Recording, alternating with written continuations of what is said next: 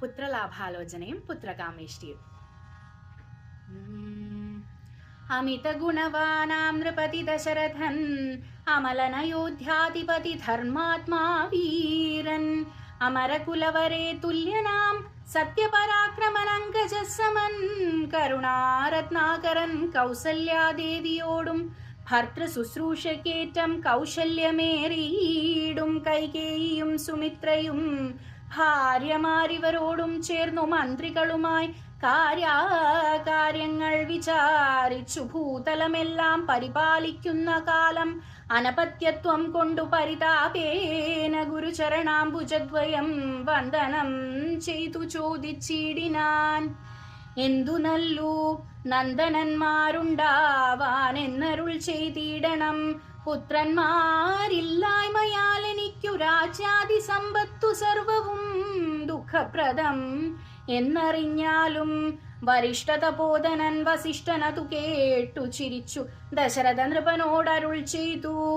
നിനക്കു 4 പുത്രന്മാരുണ്ടായി വരുമതു നിനച്ചു ഖേദിക്കേണ്ട മനസ്സിനറപതേ. വൈകാതെ വരുത്തണം ഋഷ്യശൃംഖനെ ഇപ്പോൾ ചെയ്ക നീ ഗുണനിധേ പുത്രകാമേഷ്ടി കർമ്മം. തന്നുടെ ഗുരുവായ വസിഷ്ഠ നിയോഗത്താൽ മന്നവൻ വൈഭണ്ഡകൻ തന്നെയും വരുത്തിനാൻ. ശാലയും പണി ചെയ്തു സരയൂ തീരത്തിങ്കൽ ഭൂലോകപതി യാഗം ദീക്ഷിച്ചാനതു കാലം.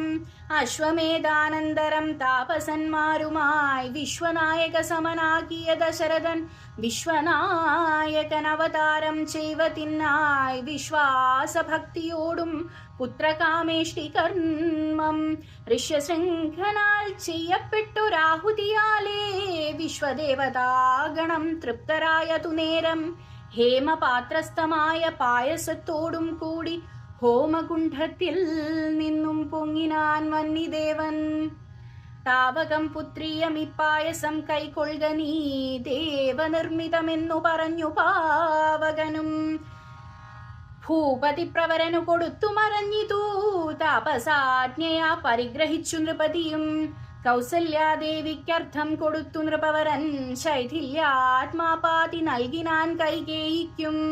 അന്നേരം സുമിത്രയ്ക്കു കൗസല്യാദേവി താനും തന്നുടെ പാതി കൊടുത്തിടിനാൾ മടിയാതെ. എന്നതു കണ്ടു പാതി കൊടുത്തു കൈകേയിയും മന്നവനതു കണ്ടു സന്തോഷം പൂണ്ടാനേറ്റം. തൽപ്രജകൾക്കു പരമാനന്ദം വരുമാറു ഗർഭവും ധരിച്ചിതു മൂവരുമതു കാലം.